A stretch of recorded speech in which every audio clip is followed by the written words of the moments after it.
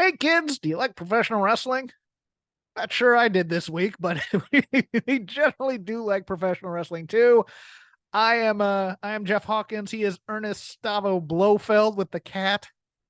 It's Chris Novembrino petting his cat, being Yes, evil. my dear Hawkins. What is? I'll start with this because I just got a hankering for another holiday snack. And I don't. It sucks. I always decide to start dieting around the holidays for some reason because I'm fat. Have you ever Guilt. had have you ever had haystacks? The burger place? No. Haystacks are a snack made up of butterscotch chips, peanut butter, and chow mein noodles. Oh, no, I have not. I always have them around this time of year. Like there's certain things that like peppermint bark is really good. You ever had that from Costco? What is your go-to holiday? Are you a traditional Christmas I'm an cookie I, guy? I'm an eggnog guy. Eggnog's great. I like eggnog. Okay, now how do you like your eggnog? You like it with bourbon, without bourbon, with cinnamon, with accoutrements, At this point, because straight? I'm getting increasingly lactose intolerant, it's got to have bourbon because if I'm gonna go through all of that, I might as well catch a buzz along the way. Is there another kind of nog besides eggnog? God, I hope not. I don't know either. I don't actually want to try another type of nog other than I eggnog. I do like eggnog quite a bit. It just becomes a question of how much do you want to buy? Because like you just buy a Right, little right. Well, carton and it'll be look fine. at you look at the calories Oh too. God, You're like, yeah. oh God, what am I doing? And then you try and find other uses for it when you get tired of it if you bought too much. Like I tried putting it in coffee, and Oh, it it's good doesn't in work. coffee. Yes, it's good in coffee. Oh, is it? Okay. I What do did you, what do I you? had it once in coffee. I might have been Oh, bad eggnog. it's very good in coffee. It might have been eggnog from last year, as a matter of Oh yeah, fact. yeah. Well, once it's February, you should stop drinking your nog. Although it's basically pancake batter for the most part. It would be good in pancakes. It might be good in pancakes. Yeah. I like eggnog ice cream a lot. Eggnog ice cream is good. I do. Yeah. What other uses for nog? See, I don't like a lot of French cinnamon. toast. It might be a good French toast. Good French. Oh, there you go. You dip the bread in that stuff and then you Yeah, fry it. Oh, there we yeah. go. Send your holiday recipes to at Shake Them Ropes or join the Voices of Wrestling Discord and enter the channel for Shake Them Ropes. We do this kind of junk all the time. Hmm.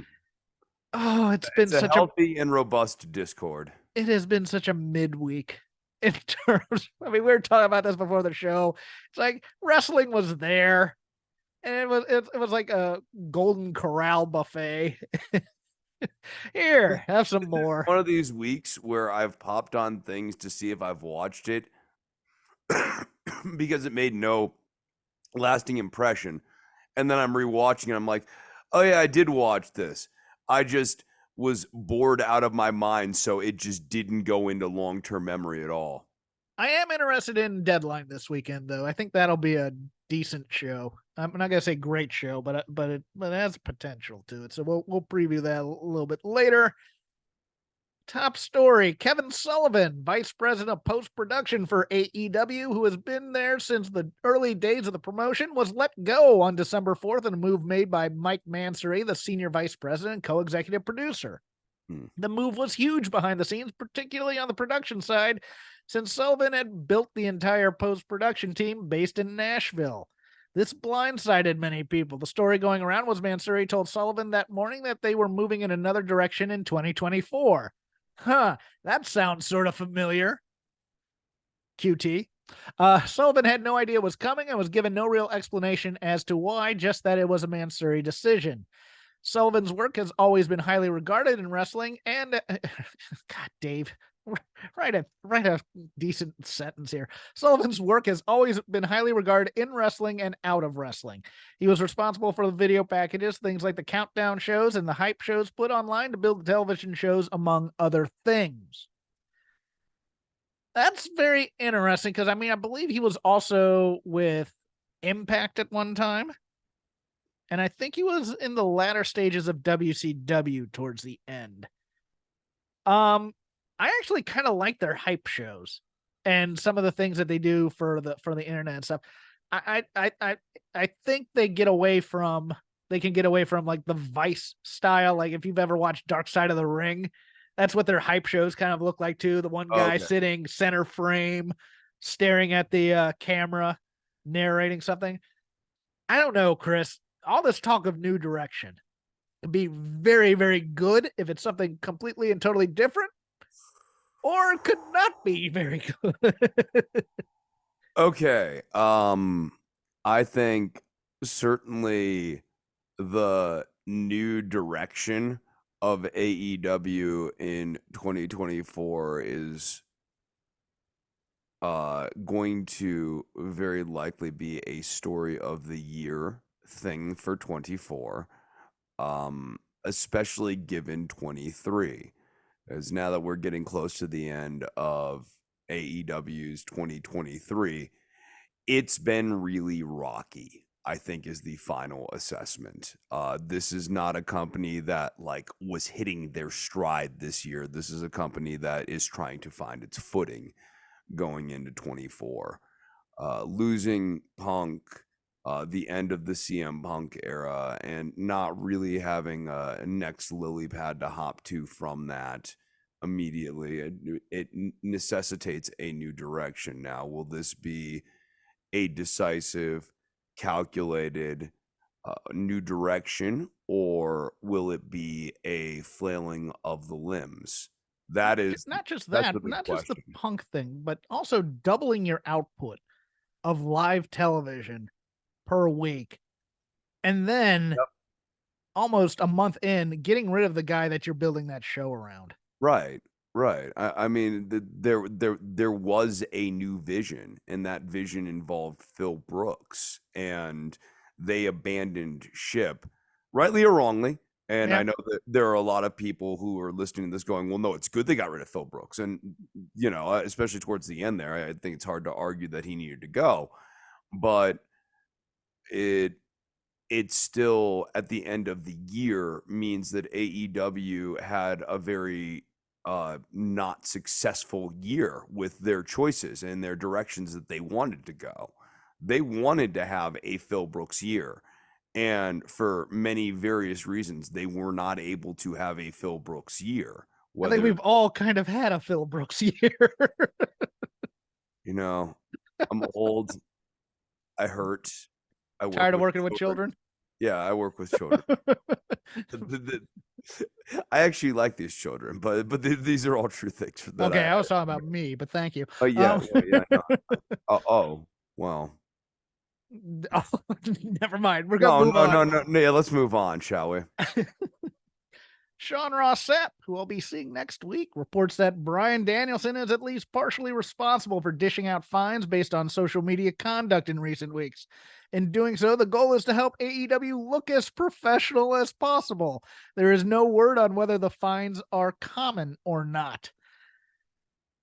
I mean, I think you could file this under the new direction thing, like the increased leadership of Danielson, or the increased emphasis on of Danielson as the voice of leadership, seems to be part of Khan's new direction plan. Let me take a tempered uh, position on this because pro tightening up things. I'm all for that. Khan, not Tony, Mm. although partially Tony, Tony.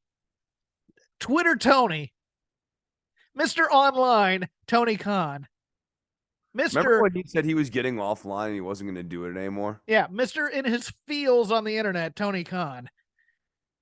Now allowing Bryan Danielson to put fines when, and I think it, I don't know if work or shoot, but Mike Santana had some things to say. I think Britt Baker may have got fined for that post she made last week about not having live promo time in Pittsburgh. I don't know, man. Whenever they say people are unhappy in AEW, I view it as more of a middle child / second place syndrome, where it's like they don't hate their work, they just want it to be better. But it's crap like that also, it's like, oh, we're not like WWE making you just do, random plugs for shows and always being in character. You can express yourself here. Then all of a sudden, we've hired a new vice president to come in and make sure that you aren't too online, kids. It's one of those things where it's like, I see the point, but at the same time, part of the marketing strategy was we're not those other guys. I mean, there's that, and then you have like sort of the time tested trope of the boss who is holding the employees to a standard that is completely different than they themselves Yes. are holding themselves to. Like, look, Yes. if Khan had issued a gag order up to and including himself, and they all just shut up on the internet for a month and a half, I mean, especially when we were talking about the dying social networking website X. Like, I mean, they could easily take a pause on X posting for everything other than the official AEW account. I don't know that you'd have a huge engagement drop at this point. It seems so. I guess like increasingly, my point here, not just to slam on X, although like I mean, it is X and all that, but like as X becomes less and less relevant, right? Then the harm that somebody going onto this dying social media website and saying something stupid grows, and the benefit of whatever normal content they are posting diminishes. And that's a scale that's ever tilting in favor of harm. Mostly agree. It's just weird how AEW has used the Twitter/X platform to do so much of its marketing and so much of its actually so much of its storytelling at times as well. And Right? now they're kind I of like mean, saying, look, it's killing your parents and throwing yourself on the mercy of a court as an orphan type of a thing. well, no, I think there's an interesting discussion to be had there too. Is trying to do wrestling angles on the social media networking site X in the year 2024 and beyond a dated strategy in the same way that in the year 2014 trying to do a wrestling angle on MySpace would feel like a throwback. Have we maybe moved beyond Twitter As as seen on Tout right, right. and I mean, Vine. I know you and I are not huge fans of TikTok, but I think if I was running a wrestling company or something like that, we would be doing a lot more angles on TikTok and Instagram and like Oh at God. least at least where the people are, man, because they're not on X. It is very much a dated sort of throwbacky strategy. So I don't know. And I have my doubts that this is part of the 2024 AEW strategy. But if I were actually trying to revamp my strategy for a company going beyond, I'd be like, hey guys, guess what? Next year is 2024. And that actually means we are in the middle of the 20s.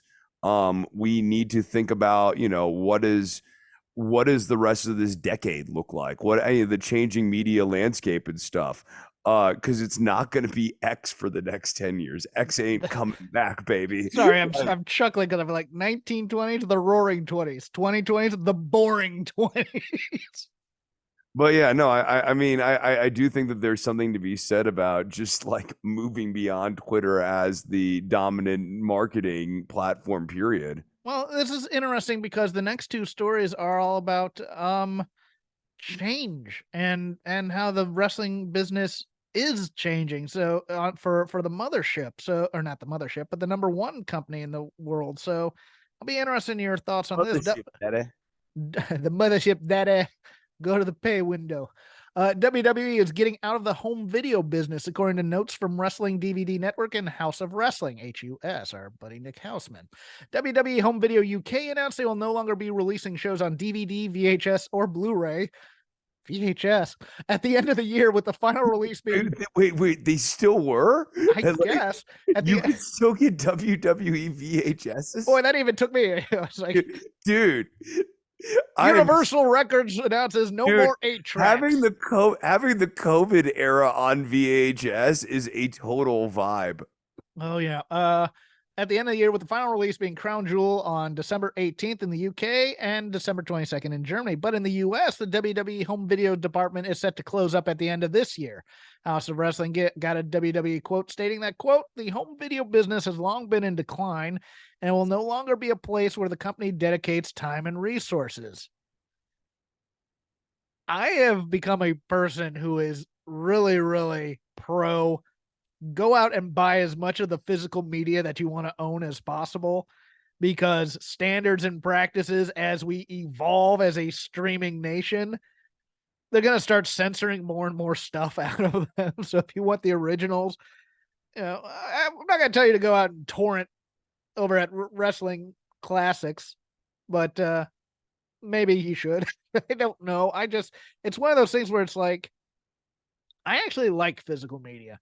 Now, I haven't bought as much of it over the years as streaming has become more and more prevalent. I understand that, and that makes me part of the problem. It feels I feel the same way as when Toys R Us started closing up their brick and mortar stores. You're kind of like, wow, where are we gonna go for toys from now on? Even though Amazon's the obvious answer type of thing. I find it sad in some ways. Yeah, as I guess time has sort of progressed a little bit, I now see delineation points between downloading versus streaming, and I have like a much more negative view of like streaming a piece of content versus downloading it and like owning it.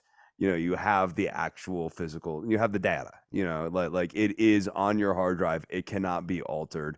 It is actually physical to a certain extent. Like I think there's really something to be said for that versus streaming access. Just because, I mean, if anything, we've seen streaming access can be taken away. And content, or it's there and you can't find it. Like, you remember WWE Network deciding, at random times, you won't be able to find anything for Hulk Hogan. You won't be able to find anything for Chris Benoit. Those because the history is too negative on those people. well, I mean, there's like that, and you know what else too? It's like trusting these platforms to curate content in Yes. coherent ways is really, that's a crapshoot. If man, Half of 70s and 80s wrestling is like this, either homophobic or racist, and you're just like, well, there's that too, right? Yeah, like yeah. I mean, so the WWE Network, especially at the launch, was such a disjointed mess. God, yes. Yeah, it was so. I mean, you couldn't watch anything in sequential order. It was just a bunch of random like friggin' wrestling episodes And uploaded they onto and a then they got server. it to be good, and they started making special collections and things like that. It's like, oh, this is great. And then they gave it to Peacock, who then re-screwed it all up. Yeah, I, I Remember when mean, we wanted that job? dude, like Still kind of want that job, to be honest with you, since nobody is doing this crap. I Ah, I mean, what is the point of, yeah, I guess it's like, what is the point of owning all this content if you guys aren't going to archive it like in a somewhat coherent and digestible and enjoyable way? it's Like IP. It's yeah, oh, it's we own it and just we're just gonna owning dump it. it Yeah, somewhere. I know. It's but it's like, I don't know. We could make, fun 89, 90, 91 like recap-y sort of things and like, get people into these things. Yeah. Yeah, I know. It's sad. Speaking of which, house shows may be going the way of the dodo. TKO president Mark Shapiro brought up WWE house shows and said, while there's a reason to have them because it's good for the brand, we're building audience, we're putting them on in C and D counties. So we're really stretching the brand and we're amassing a greater array of eyeballs from all demos. So it's good for our long-term growth. Through a margin perspective, they are dilutive. So there's probably an opportunity as well. Go through our efficiencies and our synergy opportunities. God, that's God, I such love corporate buzzwords. speak. I love the human way that corporations teach you to speak. To cut back on some of those non-televised events, which will push our margin up. So we are going through that exercise now. Also, as part of that, might be seeing a lot more advertising on WWE rings, etc. Shapiro continuing, WWE was, as my CFO likes to put it, it was religion for Vince. He just didn't want to commercialize the venue for the most part. The mat was clean, the ropes were clean, just there wasn't a lot of signage or activation because its advertisers don't just want to put their banner up there anymore. They want activation. Another buzzword. We My God. specialize in that at UFC, and we're going to bring that same strategy to the WWE, and there are no rules. Ugh. Um, I mean, look, this is one of these things that I think Vince actually was right on, that putting advertisements on the ring is at once gaudy. That is true. It does do something for the presentation to have a clean ring. But beyond that, the advertisement is like there forever. So 30 years later, you're watching a wrestling pay-per-view for Little Caesars Pizza advertisement from like 30 years ago. It just makes, Oh, take me there. That was buy one get one. hey, you know what?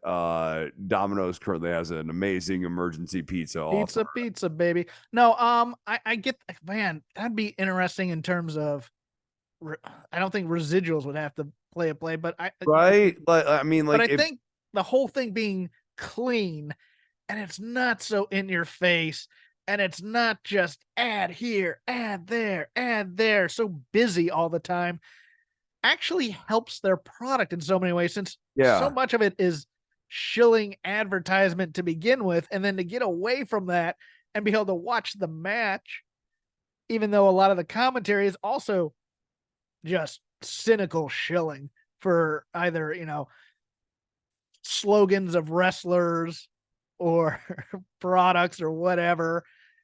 I just turning the ring into like a NASCAR yeah. I track. it's I Vince is right about this. They're gonna make a mistake. They're thinking, oh, it's gonna be like UFC or boxing, but it's not UFC or boxing. What It, will sponsors be able to sponsor individual wrestlers? Like we had that with Jimmy Johns and Brock, but like, can we get like Blue Chew and the Miz versus here's here's Santos Escobar representing Ozempic or something like that. Pfizer comes in, starts buying a bunch of wrestlers Chad Gable and Otis out there for Twix. for Twix. I'm thinking of all the inappropriate Well, ones. I don't want to say them. they want activation is what they want. And I like that's the other thing I struggle with. It's like they say they want activation. I'm just like, dude, I don't want to watch TV shows that are just advertisements. It's Yes. one thing to watch TV shows with advertisements in the commercial breaks, Like but I have like go ahead. no interest in watching a television show with Trojan horse advertisements all throughout it. Because there is content without that crap that doesn't insult my intelligence. It just makes you mad because it's like you have no interest in building a good television product here. You're just interested in how much advertising you can throw in there and how many, how Well, and this is clear. It's clear this is where advertisers want their foothold to go now in this decade and beyond because of the streaming thing and the fact that you can like fast forward through stuff. yeah. So yeah, the commercial break is this sort of dying thing. So now they just want to be on the television show, and I don't want that. I have no interest in watching that. I understand that like art needs to be supported by commerce and all of that, but like this division for me on a philosophical level has no merit whatsoever. It's basically an art fomercial. And Yeah. I have no interest in watching an art fomercial. I'm like not gonna be doped into that. Like there's good ways to advertise on sports. Like I don't mind like a clock and scoreboard sponsored by an advertiser up there on the screen while the play is going, et cetera, et And cetera. WWE's always done that. Soccer.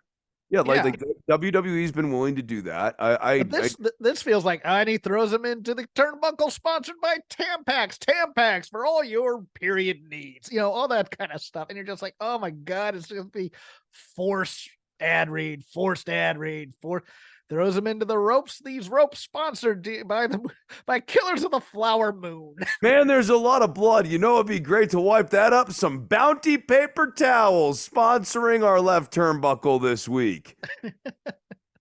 Yeah, all 4 turnbuckles have different sponsors, and you have to do the ad read every time one goes into one. They do a 4-stanchion spot so that you can get each advertisement. Oh, 4 corners. The 4 corners match where you just have to hit every corner, and then would go back to 1 if you didn't hit all 4. Otis has Miz's head, and he's bashing him against the Bounty paper towel one. Now they're going over the Purina turnbuckle. 1, 2, 3. Purina's a great place to be as they're. And now the bottom turnbuckle, Slim Jim. Snap into a Slim Jim, available at grocers worldwide. And of course, our last turnbuckle sponsored by Clorox. Oh, Otis is bashing his head against that too. Clorox really cleans up the messes. Miz is kind of a mess right now. Andrade expected to be returning to CMLL for the first time since 2015 to do a show. His contract is set to expire with AEW in the summer, and there are rumors that if time is not added on, he is looking to go back to WWE, and if that were to happen, he wouldn't be able to work CMLL again, so he's trying to get in while the getting's good. Andrade's one of those interesting ones, because I never know if he wants to go back or not, because he's such a malcontent everywhere, very much. I know his wife is in WWE. His on again, off again wife is in WWE. But yeah. Any thoughts on that? Should I just move on? Move on. Okay. Sports Illustrated report that Kazuchika Okada was going to entertain outside offers, which he has never done previously, when his contract is up on January 31st. We noted that the WWE is looking at making a deal with Okada, although that's been the case for years, but the idea that was previously Okada was never interested in leaving, and now he might be. The idea is that he can earn more in the U.S., but it is also to be noted that Okada's wife is a well-known actress based in Japan, so that plays an aspect on whether or not he would leave. Do you think WWE has a chance? Because I do on this one. I think AEW is overspent for a lot of guys and not done a whole lot with New Japan guys. And I think he's 30. He's in his 30s. And I think there's always that I want to play Carnegie just once type of thing for a lot of guys. They want to see what the pinnacle is and see if the grass is really greener. If I were a betting man, look, I don't know anything into his mindset, and I know that, I know he likes being in New Japan. I know he likes occasionally working in the States. I would not be the least bit surprised if Okada signed with WWE. I just would hope that he'd talk to his pal Shinsuke and get a lot of guidance. As you can surf here every day, dude. That was what Nakamura would tell him. Yeah, I mean that for sure. But getting some guidance on how to negotiate the all these website geeks are gonna say that you're no longer gonna be having great matches, but it doesn't matter because you're gonna be making so much more money. Well, yeah, and I mean Nakamura will encourage him to phone it in hard. Oh yeah, Nakamura isn't pure. I'm showing up for this check. Dude. Have you considered doing less? He truly is the Jerry Lawler of this day and age, isn't he? Yeah. Oh yeah. No, he just, you love him, but he ain't doing much, and it's great. No, I know. I right like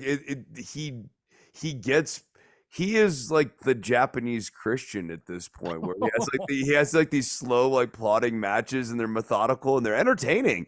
But it's very clear. Well, Christian actually puts in effort, but like it's very clear Nakamura knows you can do less. It's fine if you do less. It's all fake. Yep. The reason the yeet stuff by Jey Uso hasn't been used in a while is that there's a trademark issue. Independent wrestler in June 2021 trademarked the term yeet. And even though it's lapsed, WWE and their attorneys have decided to put the kibosh on it until they can settle things out. That would be hilarious to me if he can no longer use it because they just don't want to fight a lapsed trademark. Oh my God, imagine that. I mean, And the Yeet thing will still stay around with the crowds, and oh yeah, the crowd will do it. they won't Like, be able to monetize it. But I mean, yeah. that's what it is. What it is. Like Sami Zayn hasn't really been able to monetize the ole thing in years. No. So Speaking of which, Sami Zayn planning to take had some time off approved. It was rumored that's why they did the angle on Raw with Drew McIntyre at the end of that show with his ankle and stuff. Good for him. He's been working like a dog the past couple of years. So, but they have a show in Montreal over the holidays, and it appears he may not be there. But that could change. He could do a special one-off for it. But yeah, I hope he gets some time to heal up there. That's gonna do it for the news. Lazy River time, Chris. oh, I feel like we've been putting it off by dragging out the news segment. Well, we can put off a little bit more because we have a preview this week. This week we have a pay-per-view or premium live event, as they call it. NXT Deadline tomorrow, Saturday. No college football other than Army Navy, so you'll have plenty of time to watch if you'd like. 7 matches announced. Of course, they changed the North American Championship match because Wes Lee having some back issues, so he's going to take some time off. But in the pre-show, Axiom versus Nathan Frazier in a singles match. This is going to be a sprint, and Nathan Frazier is going to win. And it's going to be a fun match because Nathan Frazier and Axiom are both awesome. Yeah, Nathan Frazier is going to win, but I think this is going to be like the start of a Nathan Frazier heel turn. I think, yeah. Really? Yeah, I think the whole, like, the let's just have a nice match as friends thing is the setup for Nathan Frazier, like, having. You think they turn him over Axiom? Oh, well, then in that case, I think Axiom wins. Because, well, no, because because Axiom, is in a mask, so you can just keep beating him until you decide to turn him into A Kid or whatever name you're going to give him again. Well, no, see, yeah, but I could see, I mean, I could see Frazier losing to a heel Axiom here and being on a losing streak after the Ilya Dragunov thing, going through a character reset that way. I could see Frazier using the Ilya Dragunov beatdown as as an inflection point to go crazy on Axiom. But I think this does result in Frazier winning. Or I think this result. No matter what, I feel like this results in Frazier turning heel. I almost feel more confident in that than the outcome. So I'm gonna say Frazier. Actually, I guess I'm gonna say Frazier wins. I'm gonna say Frazier wins as well. Carmelo Hayes taking on Lexis King, aka Brian Pillman Jr. This is. It's weird how we've gotten to this match. Yes. It has such strange heat. Like, I guess it's like a TV match because it's more of a skit than a match because there's no intensity or real premise for Lexis King and Carmelo Hayes fighting other than Trick Williams' fifis are hurt. And I'm going to say Lexis King finds a way to beat Carmelo Hayes because they're moving Melo up the roster. It seems stupid to have Melo beat Lexis King. I think it'll have to do with something to do with Hayes and Williams in the Iron Survivor. That's all I can think of. And that Lexis King somehow steals a win from Hayes, but maybe Trick Williams has come out to help him and ends up distracting Carmelo Hayes or something to that effect. Because I think that split's happening on this show somehow. Yeah, I think so too. In a match that interests me only insofar as if they overthink it, it's going to not be very good, but it could be very, very good if they don't overthink it. Roxanne Perez taking on Kiana James. Now, I have said this before. Kiana James is a gamer, but when you watch her wrestle, there are times where you can see the wheels turning where she's thinking about what she needs to do, et cetera, et cetera. And I think a steel cage match is one of those things where it's like, if this were just a straight match walk-in brawl, she'd be better off. She is possibly my most improved wrestler of the year. She has been fantastic in things. I mean, look, she's not Becky Lynch or Bailey, but she has improved. She's gotten in on the game. She's a good base for smaller wrestlers like Roxanne Perez. Roxanne's going to be coming off the ropes or off the cage on top of Kiana James and be just fine because Kiana James can do that for her.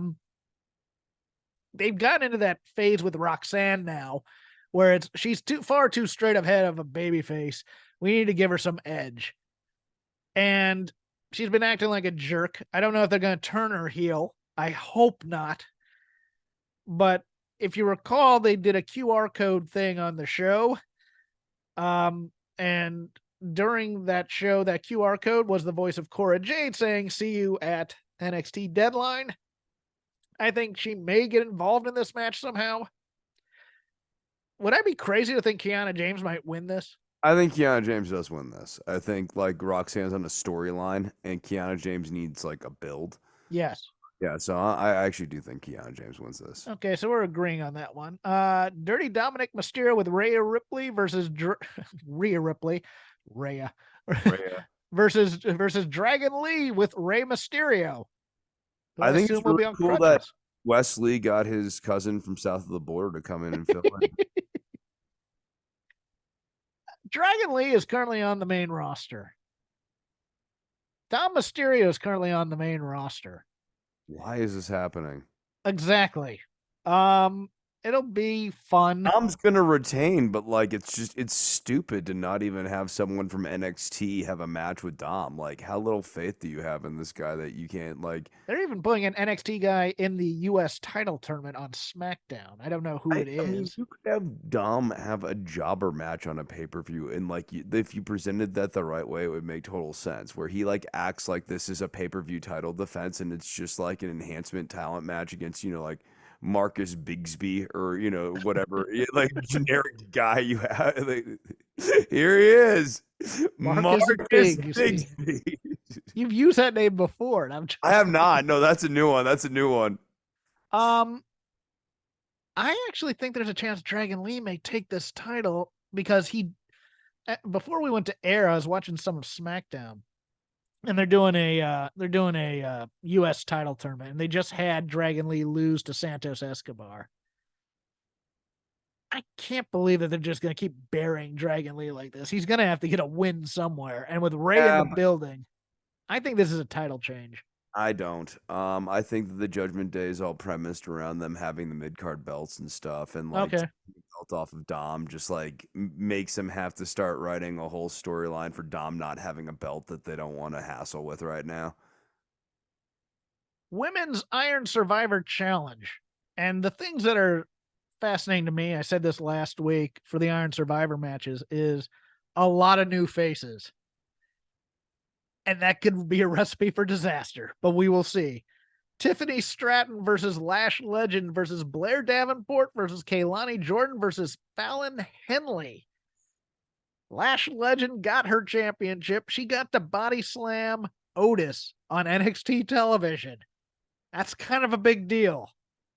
I have thoughts as who might win. Who do you have on this?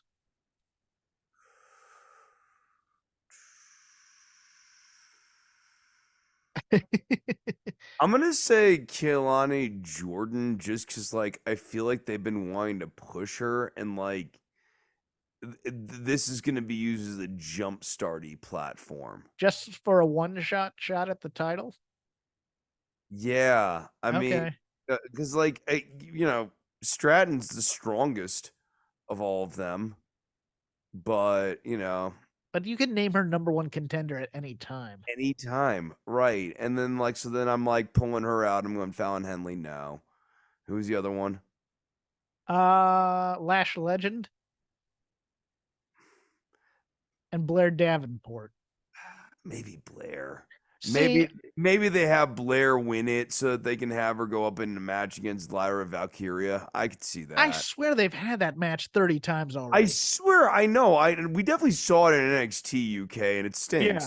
Yeah, like because Blair's I not. hope it's not Blair Denver.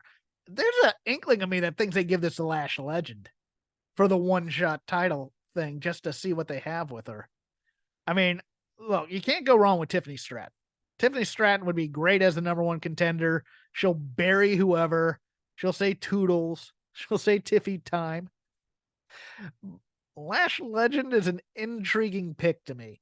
As is actually, you know what? As is Fallon Henley. Because Fallon Henley, um, she could work a match. I mean, she won't win the title. I mean, it just depends on if you're building this for somebody to take the title off of Lyra, which you're not going to. But boy, all that spooky crap in the promo with her, with who is that's hanging behind the scenes? It's Fallon's old tag team partner. What's her name? Oh, oh God, what is her name? Because they made her all like evil and crap. Yeah, I've already forgotten her name. Yeah. Kaylani's not the worst choice. I'm gonna go out on a limb and say Lash Legend wins this. And I'm not certain it's gonna be a very good match, but we'll see. No, I have my doubts about the match quality. The men's side for the number one contender for the NXT championship, Dijak versus Trick Williams, Hoss fight. Versus Josh Briggs, Hoss fight. Versus Braun Breaker, Hoss fight. Versus Tyler Bate, not Hoss fight. Although, small Hoss. Small. Mini Hoss. Hoss Jr. You can do little Hoss. This is the opposite of the women's match in that I think you like at first blush look at these names and go, this doesn't look like a kadoozy of a match, but I think these guys are going to come in and beat the crap out of each other. Oh, I hope so. Yeah, That's no, all I want in a match. I think this is going to be a bar burner. Yeah, this I think is going to make going through the women's match worthwhile. I mean, maybe the women's match over delivers. I mean, one of two things happens: either the women set the bar really high and the men then try to clear that bar, or the women match underperforms and the men feel kind of compelled to go out there and really bring it home. In either case, I think it's going to be a meat fest. It's going to be fun. Who do you have winning? I think Trick wins.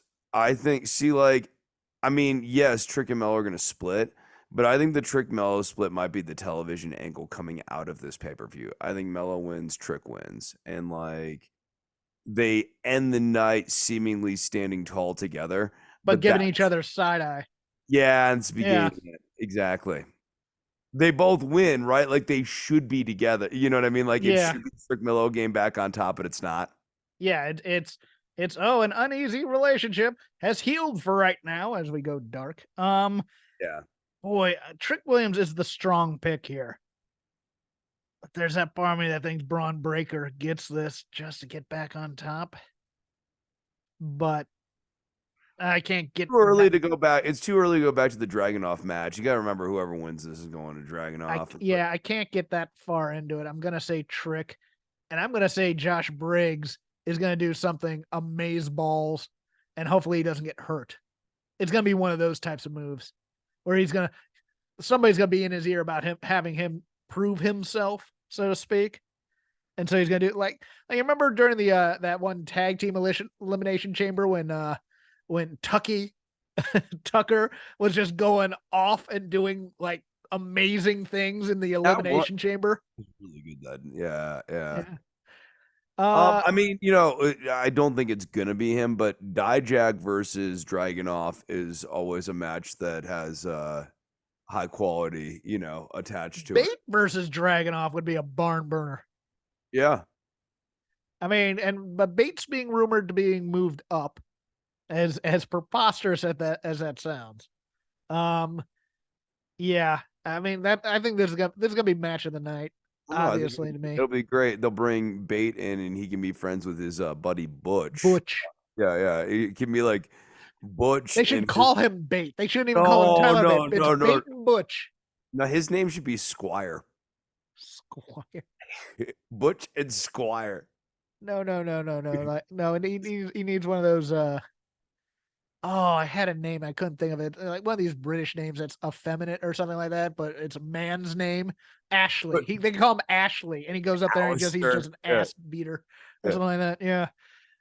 And then for your final match, the NXT Championship, Ilya Dragunov versus Baron Corbin. Baron Corbin is fantastic at the build.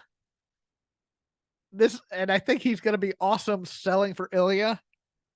But remember, he's going to have to get the heat at some point, and that's going to be unbearable to watch. And in some ways, I got Ilya retaining here.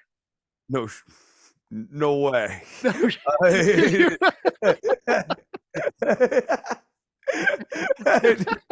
thank you, Captain Obvious. That was great of you. Yes, Damn. I do my service. Yes, That's why the people tune I don't in know. to I shake don't their know, drum. Chris. I'm looking at the numbers here. I think Ilya has a chance. Just threw me off so bad on that one. It's like I was trying to be in. I was actually just trying to play it straight. Go, I think Ilya has this one. Oh, really?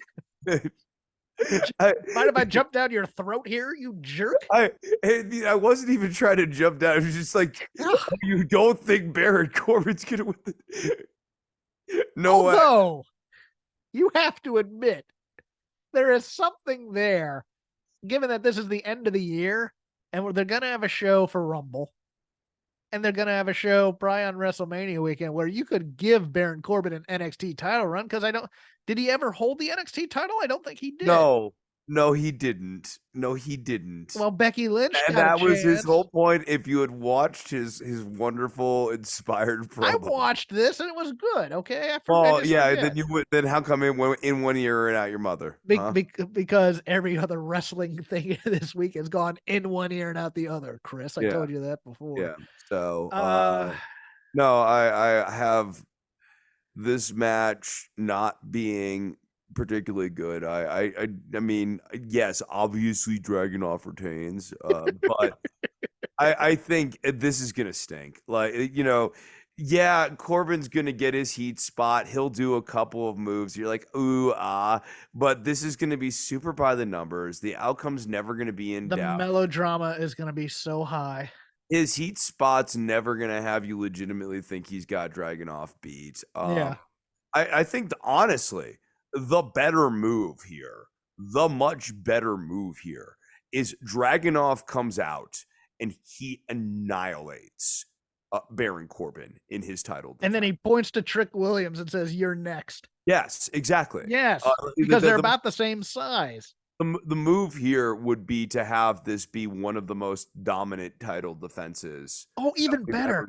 He beats the living crap to the point where Vic and Booker are getting vaguely disturbed by how much of a beatdown that Ilya's given. By ref stoppage. Yes. Yeah, like Corbin loses by ref stoppage. And everybody's just like, what the hell did we just see out of Ilya Dragunov? I would have that be the in-between match between the women and the men's match. Have it be about 7 minutes. And have Corbin, like, it looks like Corbin's going to get a heat spot early, and then Dragunov turns it around and just annihilates him for 5 minutes until the match has to be stopped. And then we go to our main event. And it's like, who wants to go up against that? Yeah. Oh, that'd be so great. Oh, that would be so awesome. Where it's like, yeah, who wants to go up against that maniac? And everybody's just kind of like going, well, it's a title shot. right.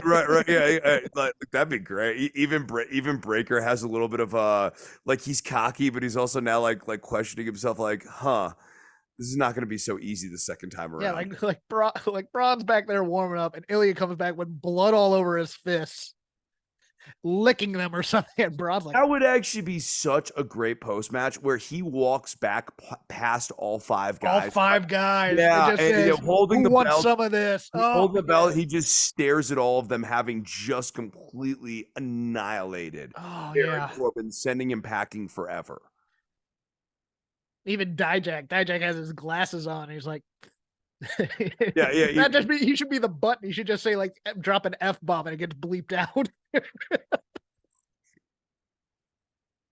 Okay, so we have anything else in wrestling we can talk about? I'll let you start, because I'll tell you one thing. My topic's gonna be boring as hell. What did you see this week, Chris?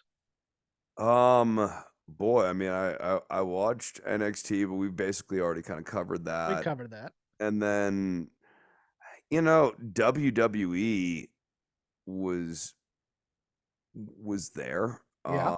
It was very much a show that was there. I continue to think that the Judgment Day is a very solid narrative structure for them to have been running this show through here. Like they're good. Damian Priest continues to be a really great screen presence. Like With Priest, one exception. in what way? I can't stand R-Truth being I know I hate. they Okay, need to beat the crap out of that dude. right? No, it's stupid. Like I don't like the R True stuff. And it's Don't weird. cool down the heat of the Judgment Day by putting in this what up without them absolutely annihilating that guy.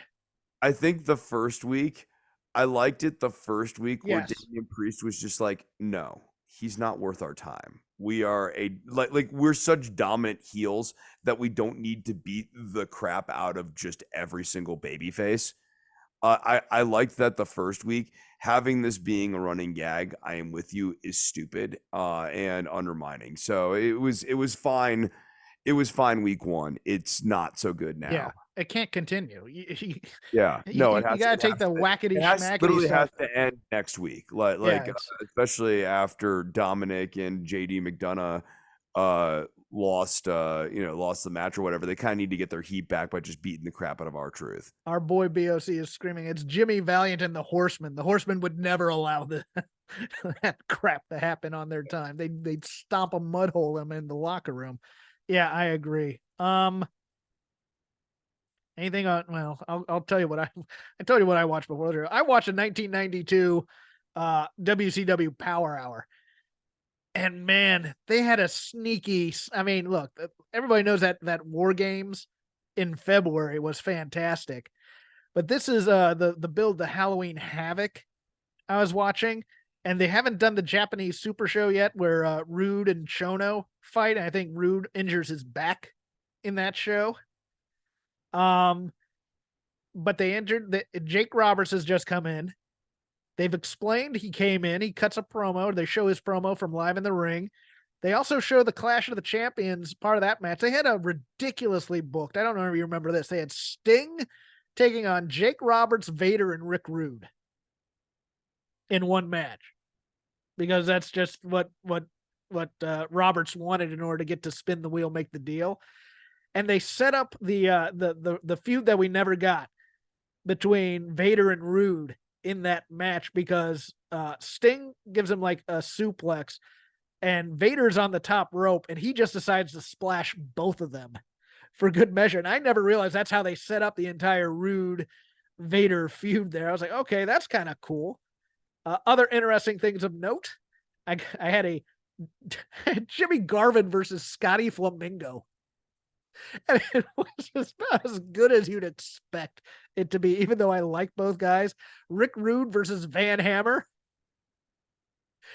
Two squash matches with Vader and the Barbarian, because the Barbarian was about to get a world title shot against Ron Simmons. So Cactus Jack cut a promo for him.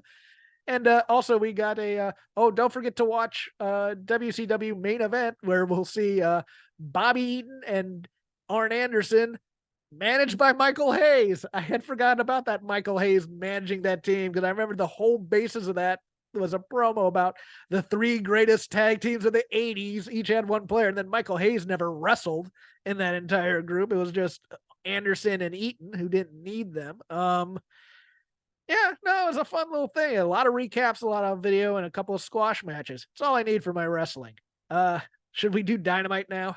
Yeah, I mean, I guess we ought to, but boy, this was just a ho hum. This show is just I your sort of show, especially when it comes to the in ring action. I mean, the highlight of the show, I guess, in terms of pacing, was the main event, which is always good, but I didn't think the main event was very good. So, and lots of skit. You didn't think Copeland was going to win the title here. I think turning Nick Wayne's mom and having Nick Wayne's mom as an on-screen character, like I thought they did the most easy way possible instead of actually giving a little thought to it, where it's like she should have attacked She should have attacked Christian first for that whole thing with the kill switch slash Luchasaurus thing where he hit her, and then eventually turned and attacked Edge or attacked Adam Copeland for hurting her son, and then eventually taking the belt, handing it to Christian, and then letting him finish him. I mean, that to me is the best way to do this, where okay, she's going to turn, but at least make it seem realistic there, because she should be mad at Christian as well. Right. Uh, I mean, she also just did a terrible job for her part too. yes. In that skit. Like the eyes were not, I mean, she was already looking at Copeland, so it was never in doubt for a second that she was going to hit him. This was the week where we hit the weakness of this tournament to me. Because in a G1 you have 2 groups of 16, it's drawn out. You have various matches, you can build out, wins, losses, etc., etc. And this one where you only have 6 people in each, you have to get the wins in there early. People build leads. And to me, both the gold and blue suffer from the same problem, in that you have 2 main eventers, 2 mid-carders, and 2 guys who are obviously going to get beat in both. And you know who's who. And you might get one mid-card upset in there in terms of either Brody and Claudio, or and then in the gold side it's Jay White and Roosh. But I mean, Jay Lethal and Mark Briscoe are there to get beat, and that Eddie Kingston and Daniel Garcia are pretty much there to get beat. Which is hilarious considering Eddie Kingston put it's his belts. Yeah. I mean, well, I had my doubts about this tournament's ability to be booked in a cogent way for this length of time. Long form booking has not been a strong point of AEW during the year 2023, and this tournament has been no exception to that. Well, there's no sense of urgency in these matches. I mean, they're 20-minute time limits allegedly, or whatever, and it's like there's no real heat to them. They're good matches. Don't get me wrong, they're good matches, but That's good another matches. mistake too. I think that these matches should have had 10-minute time limits, so they are sort of forced to be more of a sprint. So they, which like creates the optics of more of a sprint. However, also gives the guys more time, like actually gives them like more breaks and stuff, but it maximizes in minimum. So I think that the mistake here too is, yes, there should be time limit draws. Yes, there should be more of a race against the clock. Yes, there should be a faster pace to these matches. The one thing that they sort of started doing this week that I think they should have been doing more of is everyone should be racking up injuries too as this tournament elapses. So the 2 guys in the final, like basically the final of the tournament, should be 2 injuries against each other, and who's going to. No, I'm for real. Like a hand injury versus a leg injury or something. Like that. I was just imagining 2 guys in body cast trying to fight each other. Yeah, no, 2 guys in one guy like in a one guy in a motorized scooter, and another guy like in like full leg cast. Yes.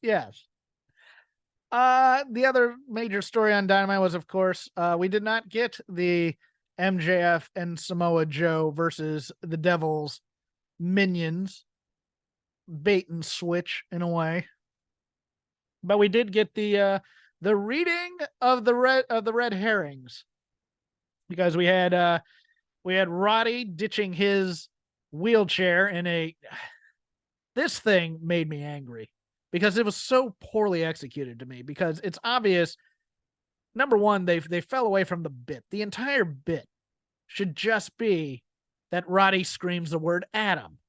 That's the only word, unless he's going to do random words here and there that he just screams out for no reason. That's not the bit. The bit is that like he's Adam Cole's annoying friend. Yeah, so he should scream Adam and then goes quiet, and that's the bit. Right? Yeah. Instead he's screaming Samoa Joe, as it's like and then eventually it's like, I'm ditching the wheelchair to let you all know that I'm no longer responsible for my actions or whatever. And it was just like, that was supposed to be an ooh and ah moment, and just didn't hit with the bad comedy. Although Matt Taven's giraffe sweater, It's MVP of it's that segment. it's been months of bad comedy. Yes. In some cases, replaying the bad comedy skit twice on the television. Having that ironically being the funniest comedy that ever came out of this Yes. bad comedy over several months here. I like there is. I have no intrigue for Roderick Strong's next match. Nothing they have done in the intervening several weeks here, 3 months, right? Like 12 weeks has made me remotely interested in seeing any of these three guys wrestle. And then we got the Hangman and MJF promo, which for my taste was a little bit too passive aggressive. You know, Yeah. it's one of those, two guys who don't want to fight each other. Just kind of, oh, and then you blew your title shot, and then you blew your title shot, then you did this. It's like they're not really getting mad at each other. Although I did like, I did like Adam Page leaves, and then MJF says something different. I go, oh, what was that? And I was like, okay, that's perfect. That works in there. But he was obviously there to set up the red herring with the broken bottle. Uh, I just, although the more I watch this, I'm number one. I'm wondering if they've changed the devil yet again, because Yeah. part of me thinks that everybody is looking at MJF and telling him that they know the truth here, and that it's MJF, and then it's going to turn out to be MJF. I mean, it has to be Adam Cole, right? That's the only guy it could be that would actually make this thing work. Because Tony Khan couldn't make it work. I don't think Jungle Boy makes it work. I don't think Britt Baker makes it work. It has to No. be Adam Cole, right? Or MJF, or both. Who knows? I like I don't get it because then like it's like how does Wardlow fit in? I guess it has to be Adam Cole. Adam Cole would be the only one who makes sense. However, I mean, look, if it was the Bucks and Page, and then you had the other two henchmen are like Cutler and Wardlow, that's something. That's something.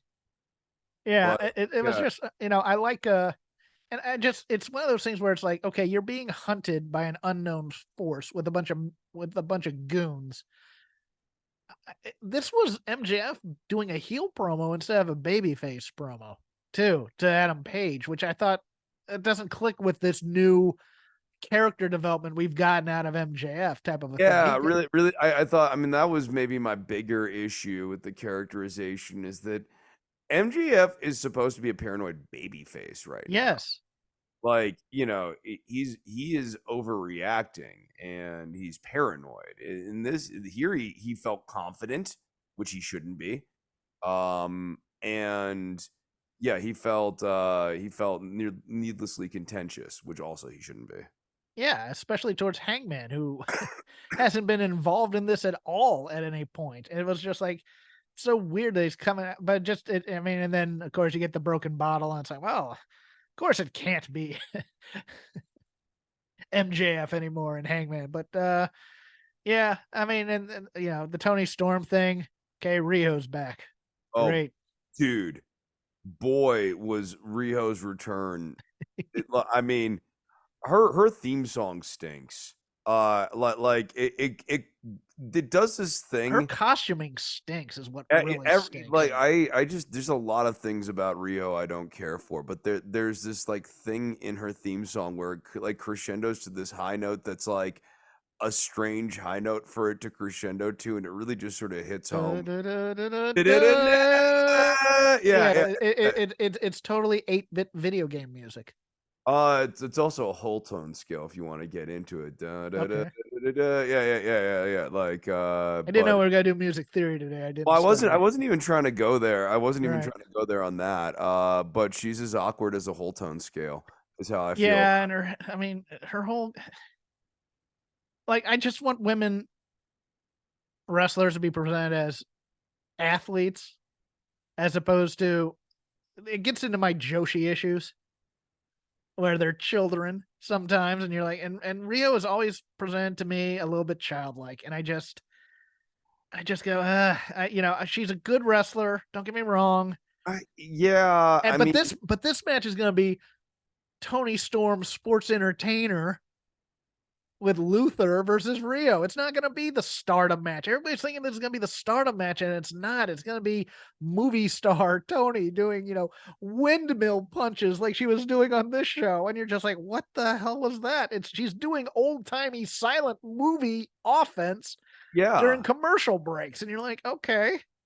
It's bizarre. And then like the usage of like the black and white stuff for Tony Storm is really gratuitous and obnoxious and annoying and distracting. Rio for me just I mean, I am aware that she is a very capable wrestler. I watched her throw that drop kick and I was not remotely interested in seeing her have a match with Tony Storm. Right. I like look at her, I'm like, she's so undersized and Get well soon, Jamie Hayter. That's all I can say. I no mean, joke. No let, let, joke. let's rock this division back to its foundations, please. And I like women's wrestling a lot. So yeah, I have nothing else for the lazy review. Oh man. I'm trying to see if there's anything else on this show that was worth Apparently, kind of. Punk had a pretty decent promo tonight, so we Oh, might be did able to he? watch Oh, did that. he on Yeah, SmackDown? yeah. Okay. Well, I mean that would be an improvement over the one prior. Sure, we'll talk But about that next week. yeah. Outside of that, it's Nia Jax is Oh God, God, you, like we could have ended this show, and you decided to talk about Nia Jax. I mean, yeah, I'm gonna go. I'll go on Nia Jax. I mean, Okay, it's go ahead. like we're doing this again. We're back and Yes, we're pushing her. We're pushing her a second time. Um, and I she has no noticeable improvement whatsoever. I mean, like the one thing you can say is that she's clearly lost like a considerable amount of weight, but in terms of actual skill or like any sort of like assets in the ring or whatever, no, she's just as useless as ever. I find her selling to be ridiculous. Like Yes, she has like cartoon selling. Like yes.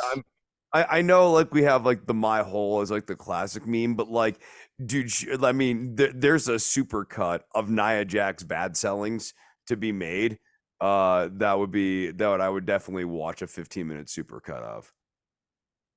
In the old days, they would have told somebody potato her and then and then take her in the back and go, "You remember how it felt when you really got punched? That's how you should be selling it right now, but maybe Show a her the little bit bigger."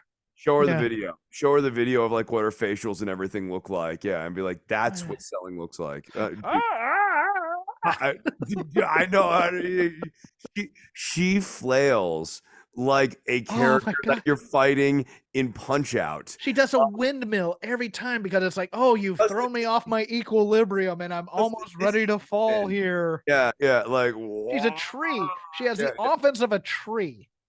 yeah. No, I mean it is very reminiscent of the matches in Punch Out where you like have to knock the guy left and right and then they eventually topple over and that's like the structure of the fight.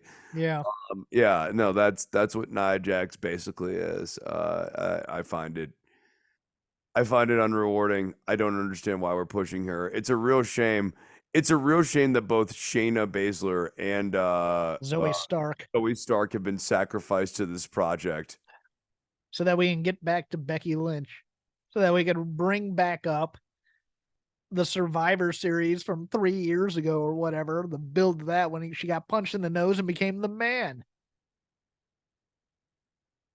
We've moved on, guys. She's had a child since then. I mean, this circles back to this might actually serve as a nice wraparound here for the show. I mean, we started off talking about like Twitter and story angles and stuff like that, and I just think we are 3 weeks away from the year 2024, which is going to put us firmly in the middle of the 20s. We are in a new wrestling decade here, and life has moved on. 2016 was 8 years ago now. Like time is moving. It's slippery, and that's okay. But we have to also be aware and cognizant that like no, it's not what it was, and that's a and so no one cares about Becky Lynch how she became the man now. I mean, so much has happened since then. That Becky Lynch becoming the man was like 2 years before COVID, right? Yeah, she And became the COVID biggest felt like star in 5. WWE. That's what getting hit in the face was for. And if you're gonna tell me that this is about revenge on Becky's part, that's preposterous. If Nia's mad about it, sure, then we can get into something possibly. Yeah, I was fired because I wouldn't take a vaccine. Right, yeah, no, that They would don't never actually be, do that. Actually, that'd oh be my god, interesting. That'd that be interesting. that'd actually be much funnier. It's like, yeah, no, they let you back 'cause of the nose thing. They fired you 'cause of the The vaccine. vaccine thing. Yeah. Hmm. Let that one simmer in front of a live crowd for a second. See how they react. Yeah. But for those who go by the Shake Them Ropes timetable, next week's show will be a little later than normal. I am going to Cincinnati next week to hang with my friend Sean Ross Sapp and go see a Cincinnati Bengals game. Be getting back sometime Sunday, so sometime Sunday or Monday of next week, maybe. Whatever. Maybe we'll just hold off a show till midweek and do a long one for the end of the year and take the rest of the year off. Who knows? Chris and I have been talking. Chris might pick a pay-per-view for me to watch during my plane ride or something. So we'll see. We'll get some audio out there for you. We can't do, as we've discussed. Chris and I not taking a lot of notes over the year, so we can't do a best of. What were your top 10 matches of the year, Chris? I have two matches that I remember from this year that I I really mean, really yeah, no, liked. it's been a tough year. Slapjack hasn't had a single match. And I'd pick like the Gunther three-way at WrestleMania Night 1 and just piss everybody off. So it was Will Ospreay. Okay, great. I liked the big guys beating each other up. How do you like that? But anyways, you can follow me at CrapGame13 on X/Twitter, the dying platform of which Chris spoke. You can also just follow the show, Shake Them Ropes, all one word on that platform. We are part of the Voices of Wrestling podcasting network. Listen to the flagship, The Good, the Bad, the Hungry, which had special guest Uncle Dave on this week. Music of the Mat, 5-Star Match Game, Days of Thunder, lots of other podcasts for your wrestling needs. I'm also on the Fight Game Media Network, now coming out from behind the paywall because Garrett's tired of trying to build a paywall. Chris and I have been there before.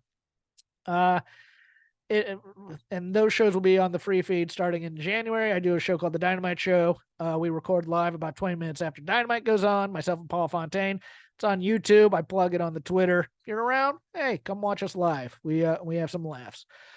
Chris is winding down for the holiday season, but winding up the music. Yeah. Guys, the holidays are coming.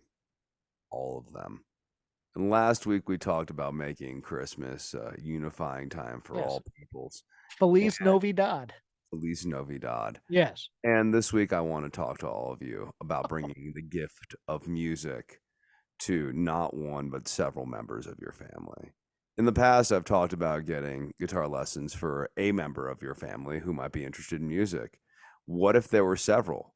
I challenge you this week to search out your extended family and figure out who likes to play music and then refer them to me for guitar lessons. If you are interested in guitar lessons, you can hit me up on Instagram at instagram.com/DOCTOR_NOV. That's Dr. Nove. You can send your third cousin Billy, your second cousin once removed, Cleophas, your sister Daisy. I am willing to teach any and all members of your family. So get as many as you can. Let's see who has the most members of their family who want to get guitar lessons, and that be really exciting.